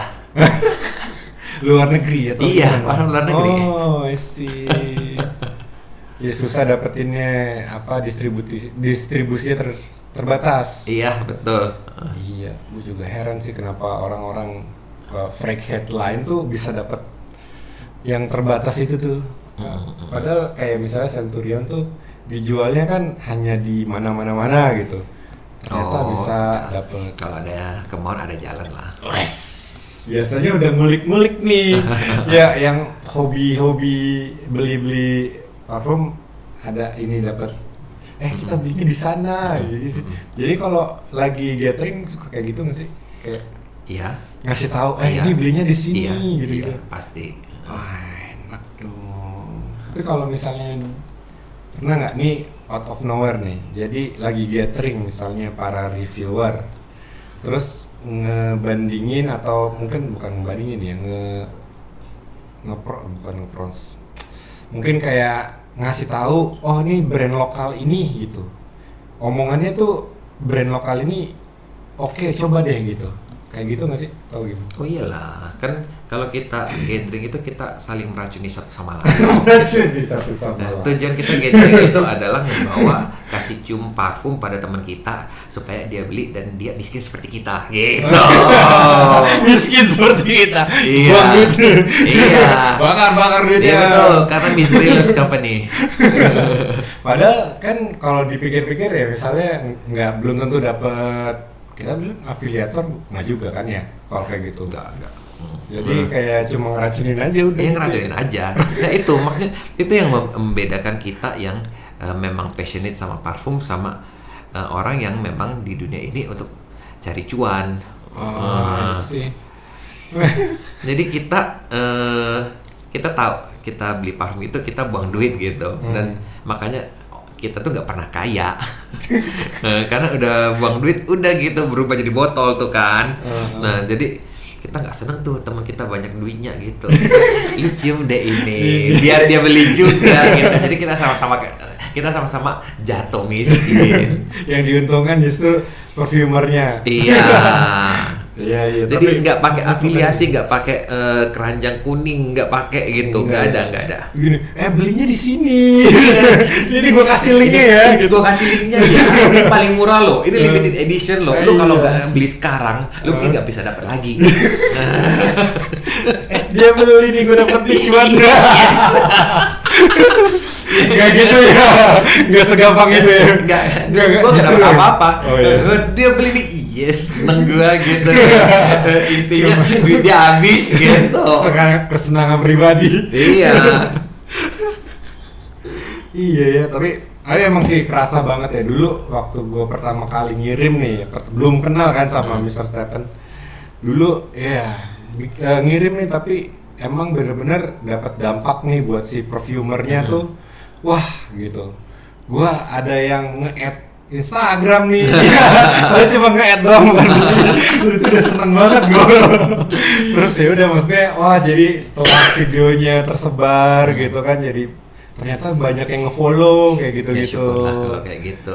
Iya jadi sebenarnya posisi dari si reviewer itu cukup signifikan ya posisinya di dalam industri parfum sendiri gitu. Iya, gue rasa cukup signifikan. Cukup signifikan. Jadi, karena makanya disebut call kan. Jadi call apa singkatannya? Key opinion leader. Key opinion. Oh iya, key opinion. Iya, influencer. Iya. Iya. Menggiring opini orang, menggiring opini. Iya. Key. Jadi kunci untuk menggiring opini orang. Iya, penggiring opini sebenarnya. Nah, iya makanya ya.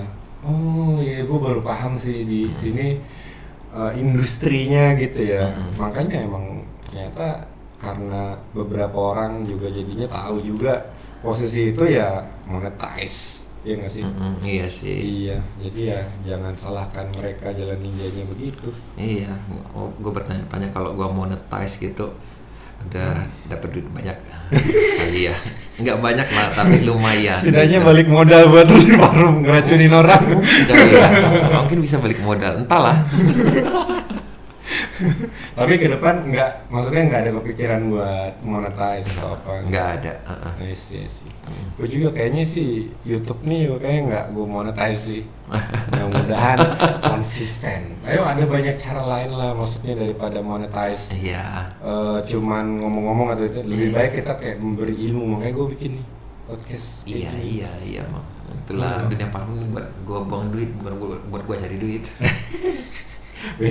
beda urusannya kan sama lu pada. Iya jadi ya itulah yang bikin makanya konten lu tuh jadi jujur gitu, kelihatan jujurnya, which is jadi ya engagementnya ya kayak gadgetin kan kalau yang versi gadget, jadi karena dia jujur, jadi banyak orang yang nonton juga jadinya malah jadi kredibilitasnya jadi lebih. Nggak tahu sih soal itu ya, maksudnya karena konten gue tidak, karena gini ya, gue sama Vera itu bukan orang yang ngerti bagaimana membuat sebuah konten yang indah ya. Jadi ya kita dengan ngerekam sendiri, kualitas suara apa adanya gitu, dan videonya tidak banyak editing macam-macam juga. Jadi ya memang sebenarnya kalau dibilang engagementnya tinggi enggak juga. Iya enggak juga. Nah, karena kita secara visual kalah menarik. Kenapa nggak bikin di TikTok coba? Kan itu ada AI-nya tuh pakai itu TikTok itu. Aduh, istri aja gua sudah kewalahan mau bikin TikTok nggak mau. Coba dibayangkan kalau lu monetize kan lu bisa sewa editor. Tapi gue nggak suka gitu ya, maksudnya gue tidak suka algoritma TikTok yang membuat kita jadi kayak konten monster. Iya. Jadi membuat kita kayak mau nggak mau harus bikin konten. Iya, sehari 2 kali iya, minum obat atau live gitu, harus live sehari harus 2 kali gitu. Dan itu membuat iklim yang nggak sehat lagi. Jadi pada akhirnya kan kita harus ngomong apa aja gitu, cari konten apa aja, jadi bahan pembicaraan apa aja gitu. Dan berdasarkan pengalaman gua itu malahan menjadi ini ya, pemicu pertengkaran. Drama lagi kan. Iya, drama. Tapi kalau drama kan jadi hype nggak sih, jadi banyak orang tahu gitu nggak? Ya silakan aja sih kalau misalnya ada orang yang seneng jadi drama queen, jadi naik karena drama, but I don't need that kind of attention. Jadi maksudnya mungkin karena umur juga kali, karena gue udah tua gitu ya, gue tuh pengen tenang. Gue juga hampir nyemplung ke TikTok gara-gara ya itu waktu akhir tahun kemarin gue pengen resign, terus gue pengen coba jadi influencer atau apa gitu. Gue tidak butuh duit dari TikTok, sorry. Ininya emang di sana tuh digembleng supaya sehari tuh minimal 5 gitu, iya. Baru bisa buka shop, bisa buka ini, Iya, kayak gitu. iya. FYP apa namanya gitu. Nggak tahu gue, nggak ngerti. Dan itu yang membuat anak-anak zaman sekarang itu jadi lebih males gitu, makanya pengennya jadi content creator. Ya lu nggak sejalan lah sama kayak gitu-gitu ya. Nggak sejalan. Ya tapi masing-masing orang silakan dengan jalan masing-masing ya. Pernah nggak ada ngumpul gathering atau diundang gitu? Terus nih misalnya si reviewer ini dari YouTube, si ini dari Instagram, yang ini dari TikTok. Terus lu bisa kerasa nggak ada perbedaan atau apa, atau emang ya udah biasa aja gitu? Ada sih.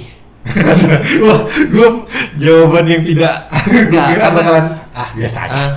Karena gue mikir gini, maksudnya masalah YouTube, Instagram, sama TikTok itu menunjukkan seberapa tua si YouTuber viewernya, si influencer gitu. Jadi maksudnya yang YouTube pasti lebih tua dari yang Instagram. Yang Instagram pasti lebih tua dari yang TikTok. Jadi dengan range umur seperti itu, cara pergaulan mereka pasti berbeda. Gue kira lebih ke ya maksudnya cara reviewnya atau cara ininya atau gimana pembawaan waktu. Ya pembawaannya beda gitu. Beda emang bener. Karena kalau yang gede di YouTube, YouTube tuh gede di awal 2000-an gitu ya. Dan mereka sudah sempat menikmati popularitas di masa itu gitu. Jadi sekarang itu usia mereka pasti sudah jauh lebih tua daripada yang di TikTok gitu kan. Jadi mereka jauh lebih tenang pembawaannya daripada yang dari TikTok gitu, yang masih full of energi gitu. Ya kalau orang yang di TikTok banyak nanya nggak waktu misalnya ada launching apa gitu. Bedanya gitu nggak sih, maksudnya se visual atau ngerasa gimana gitu? Sebenarnya pada waktu launching itu tidak selalu kita itu para floor dikasih kesempatan buat nanya, karena masing-masing brand launching punya acara gitu ya, dan tidak semuanya memberikan kesempatan untuk ngomong, kecuali kalau misalnya brand-brand yang punya selebritis kayak punya Mbak Usi gitu kan. Memang itu ada waktu-waktu di mana wartawan tuh kesempatan buat nanya semua, tapi itu untuk wartawan gitu ya. Kalau untuk kita teman-teman reviewer, reviewer influencer itu ya jarang ya kayaknya ada momen-momen rilis parfum terus mau tanya gitu. No, jarang deh. Iya. Kalau orang media nanya karena emang dia bakal nulis di itu medianya kan? Iya betul. Jadi iya. Kayaknya enggak juga ya. Ya, jadi ada satu lagi tuh selain YouTube, Instagram, TikTok, sama media jadinya. Jadi ada 4. Sebenarnya ada Twitter. Twitter, iya lupa. X. Iya X. Nah X ini gue bener-bener nggak tahu gitu. Paling, iya gue sih pernah ngeliat review di Twitter, paling cuman kayak numpang iklan di thread apa. Terus ini baunya yang kalau orangnya pergi baunya ketinggalan gitu doang. Kurang tahu, tapi dari pembicaraan gue dengan Omoe dari Hauser, sebenarnya Twitter tuh adalah wadah yang bagus untuk edukasi. Jadi orang Twitter tuh katanya sih pintar-pintar kritis. Ya kritis iya. Nah cuma gue memang tidak nyemplung di sana sih. Iya. Kayaknya gue kurang jauh juga mainnya ke Twitter. Walaupun gue sebenarnya penikmat X juga. Iya, politiknya keras di situ. Jadi kebanyakan orang kritis bicarain politik tuh seru di situ. Iya, gue punya Twitter itu untuk follow film-film Marvel. Sama video-video kucing. Iya, emang kucing tuh di mana-mana sih. Iya. Itunya tuh pencariannya paling banyak emang. Kucing itu menguntungkan loh. Udah gue piara kucingnya dah. bikin video kucing. Aduh. Terus kalau misalnya nih ada influencer kita bilangnya reviewer baru lah ya. Sampai tahap mana tuh bisa diundang ke acara-acara kayak lu tadi kan lagi diundang tuh ke Plaza Senayan. Waduh, gak tahu gua. Karena kan gua bukan brand owner ya. Jadi maksudnya gua tidak pernah nggak tahu gitu invite influencer gitu. Kalau diundang itu nggak bisa ngundang juga temennya gitu. Saya datang bertiga ya. Ada yang bisa, ada yang enggak. Oh, ada yang bisa. Ada yang bisa, ada yang enggak. Boleh ada yang boleh buat temen, ada yang secara spesifik dibilang ini untuk pribadi aja ya. Oke. Karena mungkin goodie bag-nya cuma sedikit. Iya. Atau event-event yang memang ada makannya. Oke. Menarik. Biasanya kalau yang diundang boleh bawa teman atau pasangan atau apa itu event-eventnya ada kategorinya kah atau kayak gimana? Biasanya kayak ini ya, kayak acara launching yang lebih sederhana, yang lebih intimate gitu. Jadi maksudnya yang tidak ada rundownya gitu. Pokoknya udah datang aja nanti ya, gitu, betul. Lu bisa sniff yang baru keluar gitu. Iya. Cuma biasanya temen yang dibawa mungkin gak dapet goodie bag. Iya benar juga sih. Dulu gua siapa ya? Kita tuh pertama kali ketemu tuh yang di acaranya si Chan bukan sih? Iya, yang di ini ya, yang di Karawaci. Karawaci. Iya. Maksud gue bilang apa ya? Gue mau rilis gitu. Nanya apa gitu. Iya. Mending rilis sekarang atau minggu? Tapi sebelumnya gue udah liat lu di teras saya. Pernah. Maksudnya kita pernah papasan atau? Jadi kayaknya lu sama Om Darwin sudah mau pulang. Gue sama Vera baru datang. Itu bulan puasa jangan-jangan? Lupa. Lupa. Gue hampir ketangkap. Hampir ketangkap sama yang patroli. Oke. Gile. Gitu. Oke. Makanya gue udah tahu duluan gitu. Gue nggak tahu sih ini masalahnya gitu. Iya. Ini misalnya kalau dari reviewer ke reviewer lain gitu ya. Itu pertemanannya atau hubungannya tuh kayak gimana sih? Apa sebagai ya sama kayak temenan biasa lah gitu. Apa jangan ada juga nggak sih yang nganggap seseorang itu jadi saingan atau apa gitu? Kayak tadi misalnya, gue dapet nih, lu belum dapet kan, gue review duluan. Gue nggak tahu kalau orang lain, gue sih enggak sih. Enggak ya? Biasa aja karena gue orangnya nggak FOMO-an. I see. Jadi orang lain dapat ya udah nggak apa-apa. I'm happy for you. Ya udah sih, padahal dia udah seneng. Udah amat sih. Iya. Kalau war gitu nggak bikin gua FOMO. Itu termasuk war ya bilangnya ya. Yang bikin gua FOMO itu misalnya Sarah punya ini Marva, Memo Marva Spaces gitu, yang memang susah dicari itu baru gua FOMO. Sar, lu kurang ajar ya. Atau pernah nggak misalnya nih kan, misalnya Sarah tadi udah dapet nih, terus lu pinjem buat review gitu, ada nggak? Ada. Ada. Gitu. Lumayan dong, berarti terbuka dong, komunitasnya tuh beneran support satu sama lain. Ya nggak masalah. Ini enak ya, ternyata masih healthy. Jangan sampai pokoknya tayang 2 minggu dulu baru lu. Kayak gitu. Itu juga kita gue lupa gue sama siapa, gue pernah kok ngobrol gitu ya udah lu duluan gue terus gue duluan terus lu ya gitu. Ada juga ya? Ada. Soalnya gue pernah diajak sama salah satu influencer ke acara tertentu nih. Nah kan gue ya udah ngikut aja gitu. Tapi gue kan karena gue bukan influencer ya. Ya udah, yang tadi gue ngikutin acaranya ininya, ya udah gue posting dong di Instagram gue. Terus di tag, terus di chat, udah duluan ya gitu lah. Ternyata apakah ada sopan santun ya, bilang sih tata keramanya untuk kalau misalnya diajak nih gitu. Ya sebaiknya sih yang ngajak dulu yang review atau gimana, atau ada nggak sih tata kerama begitu? Iya, tata kerama sih sebenarnya selalu ada ya. Tata kerama itu Gua kan nggak cuma extend kepada masalah dunia review aja gitu, tapi juga dalam kehidupan sehari kita selalu butuh tata krama. Itu yang gue selalu bilang, attitude is a small thing that makes all the difference. Nah jadi, tapi kalau misalnya masalah posting duluan atau enggak, itu ya itu tergantung dari seberapa jauh hubungan lu dengan teman lu gitu. iya. Ada yang marah, ada yang enggak gitu. Gue nggak tahu sih itu marah apa enggak sih.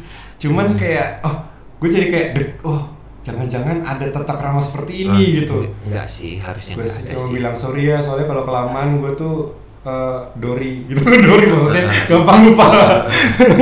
Apa yang mau gue tulis tuh pasti lupa gitu kan. Nah itu, jadi ya gue minta maafnya cuma kayak Gue gitu. nggak tahu kalau orang lain, gue sih gak ada masalah sih. Oke. Ya gue nggak tahu, mungkin dari di ada rules tak tertulis kah atau apa gitu. Enggak ya, nggak ada kayak Nggak ada sih. Not that aware. Not that I'm aware. mungkin lebih ke pribadinya atau Lebih itu pribadi dia. aja sih. Aduh, mohon maaf nih yang gua nggak bermaksud serius. Jadi ya lain kali bintang lagi ya. Aduh, seru juga ya. Ternyata dunia reviewer cukup luas juga ya. Gila, sampai bisa dipercaya suatu brand buat iniin apa. Ada yang jadi BA juga nggak sih? Jadi dari Ada. reviewer. Ada. Terus BA tuh beda lagi nih sama ininya nih. Eh, Selalu mempromosikan yang itu tapi nggak boleh gue nggak tahu Wah. gue nggak tahu. Yang gue tahu Ini, ada, Pak. cuma gue nggak tahu apa perjanjian dengan brandnya, apakah mereka boleh promosikan brand lain atau enggak, gue nggak tahu. Karena gue sendiri nggak pernah jadi BA, cuma gue tahu ada. Iya boleh juga. Biasanya kalau BA gitu kan ada peraturan yang misalnya peraturan BA handphone, tolong kalau ngepost jangan pakai handphone lain selain ini. Iya. Sama berapa tahun? Ada tahun sih, apa pasti ada. Ya pokoknya dipelajarin aja ya kontraknya gitu kan ya. Iya, itu kan tergantung kontrak. Gila ini sebenarnya suatu dunia lain sih yang kulik sih bagi gua gitu. Soalnya jujur aja ya, gua kan gua awalnya tuh ngasih misalnya nih, gua mau rilis, gua bingung kan mau mengiklankan tuh apa gitu. Berhubung gua punya teman reviewer juga kagak ada, makanya gua kadang suka udahlah memberanikan diri aja. Mbak Dewi, mohon maaf nih mau kirim barang, kalau mau di review monggo, nggak apa-apa gitu. Dan pokoknya dikirim. Terus kayak ke lu juga, ya udah gue kirim barang ya, tolong. Kalau nggak di review juga nggak apa-apa. Ya gitu, saking kayak gue nggak tahu sebenarnya. Waktu itu sempet ada yang lebih gede lagi mungkin pernah gue kirim. Mau ngirim justru, tapi udah kayak ditolak dulu. Oh kayak, iya. Aduh, kita ada ini nih daripada buang-buang ini juga kan gitu, lebih baik gitu dulu atau kayak gimana. Gue juga gak ngerti sih maksudnya gimana apa. Ternyata ada juga yang batasin ini ya, nanti dulu deh gitu. Atau gue kalau nggak gini nggak oke gitu. Atau misalnya mungkin oke lah kalau masalah duit kan, maksudnya ada kalau nggak dibayar nggak nge-review ya it's okay, maksudnya udah ketahuan nih cardnya gitu kan. Tapi kan kalau kayak lu nih misalnya nggak ini nih, nah gimana? Iya tadi ya hoki-hokian aja kalau di review ini gitu. Biasanya sih gue berusaha untuk ya dalam 2 bulan tayang sih ya. Cuma tetap aja memang ada brand-brand yang menurut gue kurang sopan gitu. Ya tetap misalnya kayak kepengen gue review gitu, tapi kiriminya berkali-kali kirim sampel-sampel aja gitu, nggak pernah kirim full size gitu ya. Jadi kayak ya sebaiknya berarti buat teman-teman jangan kirim cuman via doang. Iya, maksudnya itu kayak menunjukkan seberapa lu appreciate seorang reviewer. Oke. Jadi kalau misalnya lu cuma kirim cuma travel size atau sampel aja gitu, dan itu lu lakukan berkali-kali, dan itu lu lakukan bukan karena lu belum rilis gitu, sedang mencari, maksudnya ada yang kirim sampel karena mereka sedang kayak studi lapangan gitu, apakah bisa diterima atau enggak gitu, which is okay gitu. Ya aku pernah juga kan keluar, ini oke nggak nih udah begini gitu. Nah tapi ini yang memang sebenarnya punya full produknya, full size produk, tapi tiap kali minta review cuma ngirim sampel-sampel aja, jadi kayak menurut lu gue siapa gitu. Jadi maksudnya kayak nggak niat ngerasa juga, gak niat, ya kayak kita gak juga dihargai gitu loh. Iya tuh salah satu tuh keluar juga tuh tipsnya ya. Setidaknya full bottle lah kan, setidaknya full packaging kalau perlu kan ya. Soalnya kan kita kan minta review kan untuk para brand-brand, jadi ya apalagi gue tidak minta bayaran dari gue punya pendapat, dari gue punya feedback yang gue kasih gitu. At the very least kalian perlu appreciate gue dengan cara kirim full size instead of cuma sampel-sampel aja gitu. Unless gue minta bayaran dari kalian, oke, gue sekali tayang di story 2 juta, taruh di feed 3 juta, taruh visitation 7 juta gitu kan. Nah itu boleh lah gitu, sampel aja deh, soalnya yang penting duitnya nyampe. Nah itu makanya iya sih, tapi ya maksudnya banyak juga ya perfumer yang emang kere hore gitu kan ya.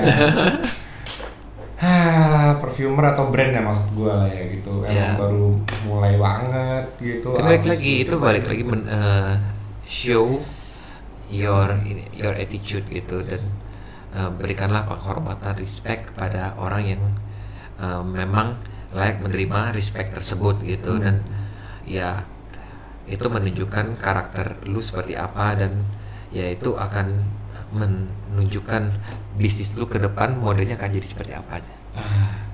Gila. Ya bener sih, sampai ke bisnis juga sih.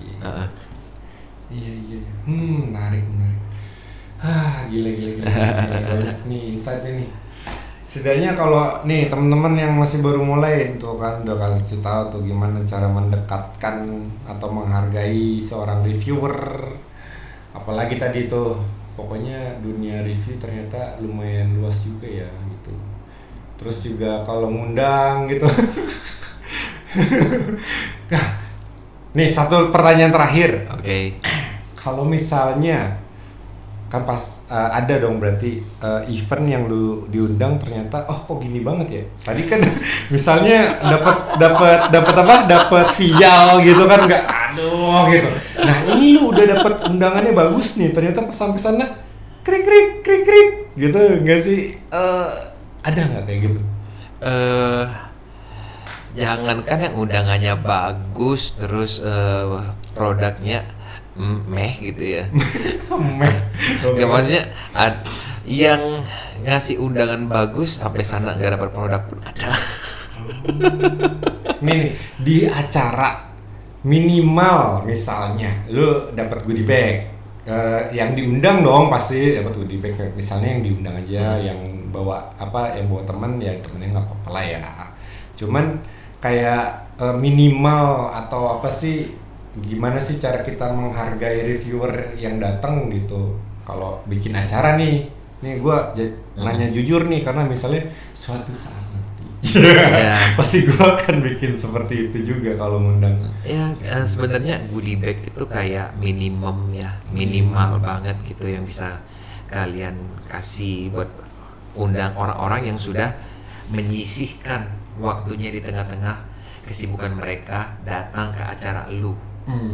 Jadi bukan isinya vial goodie bag, bukan lah ya, tapi maksudnya ya si produk launching atau apa whatever gitu. Jadi goodie bag gitu, dan tahu dong kalau orang-orang masing-masing punya kesibukan dengan segala macam-macamnya gitu. Jadi at the very least mungkin bisa ada kanape, jadi finger foods gitu ya, sama minuman gitu dan goodie bag itu. Gua rasa itu oke sih meskipun isi goodie bagnya mungkin vial travel size gitu. Oh ya, jadi lebih ya, oke.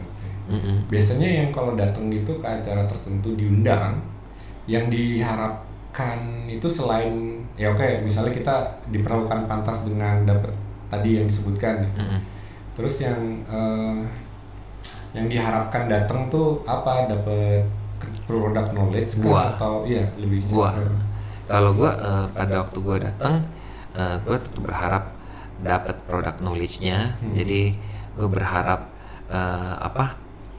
kayak supaya gua tahu nih, maksudnya kan gua diundang dan sesudah gua diundang gua akan membicarakan ini di platform gua. Nah jadi ya pastinya gue perlu product knowledge, gue perlu tahu gitu ini bikinan siapa, udah gitu ini notes-nya apa aja, ini parfum, terus bagaimana inspirasi dari parfum ini sampai bisa jadi gitu kan. Ini suatu hal yang indah bagi gue. Cerita itu adalah bagian dari seni juga, cerita latar belakang suatu parfum gitu. Oke. Iya, jadi ya datang nggak cuma ngumpul aja gitu-gitu. Product knowledge-nya ya. Iya, gue kebayang sih karena sekarang gue lagi bikin salah satu jadi visual merchandiser gitu baju. Iya, ya makanya gue paham. Jadi emang mesti ada jalannya dulu. Kalau baju kan ditempatkan di mana-mana gitu ya. Jadi jalan. Kalau ini lebih cenderung duduk, dikasih tahu gitu. Iya. Setidaknya ada duduk ya, tempat duduk. Ada pernah yang nggak dapat tempat duduk gitu? Berdiri pun gak masalah sih. Gak masalah ya. Asal tempatnya nyaman. Oke. Iya. Iya. Ya ini setidaknya jangan sampai salah lah ya. Kita jangan udah produk lokal gitu kan, bukannya gimana. Walaupun nggak punya duit nih produk si perfumernya atau si brandnya gitu, tapi setidaknya minimal lu mesti ngehargain orang yang datang lah gitu. Gimana ya? Kalau memang misalnya nggak punya duit jangan mempergunakan approach seperti itu. Iya, jadi maksudnya ya sporadik aja. Yes. Ya jadi kayak Hauser mana pernah bikin event gitu kan, dimulai dari DC Parfumier, jadi memang sporadik. Jadi memang Vera juga, Nostalgia juga gak pernah bikin event. Jadi memang cuma kalau ketemu teman, gimana ini baunya gimana gitu, udah gitu dia kasih teman-teman cobain deh, udah gitu ini buat lo deh ya kayak gitu. Dari kayak gitu juga sebenarnya bisa menjadi leverage, bisa membantu suatu brand gitu. Apalagi kalau memang misalnya secara finansial itu ada keterbatasan. Nah iya, oke. Jangan maksain diri lah ya kan ya. Bentar jadi dua-duanya nggak seneng atau kayak gimana gitu kan, nggak ketemu. Iyalah, jangan maksain diri juga. Kalau emang nggak bisa, jangan bikin acara dulu gitu. Iya. Udah kali ya, lama banget kita udah ngomong ini. Udah 1 jam lebih ya. 1 jam. Sudah 2 jam. 2 jam. Kan tadi kan nyampe kan 8:30. Iya ya. Aduh, mohon maaf.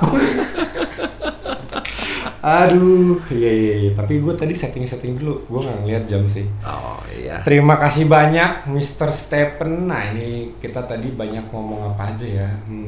Ya banyak sudah. Udah banyak sih. Lu bisa rewind tuh tadi. Itu banyak.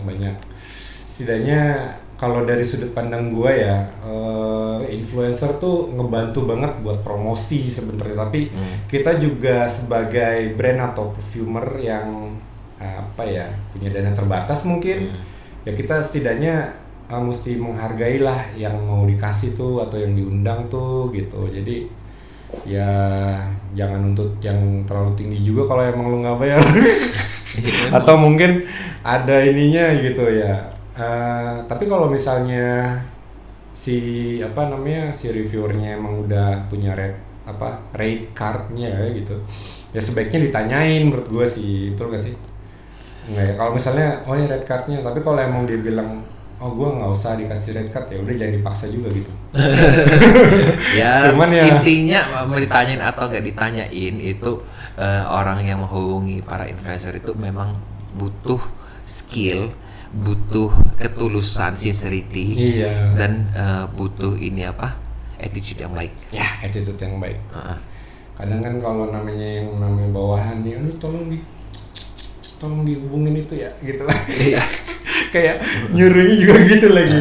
Terus ya pantas aja dia juga malas-malesan ngubunginnya gitu. Nah itu jangan sampai kayak gitu. Oke. Oke, terima kasih banyak Mr. Stephen. Terima Sama-sama. kasih banyak sudah datang ke sini. Susah banget ngajaknya. Akhirnya gue seneng juga nih. Terima kasih ya. Bye bye. Bye bye.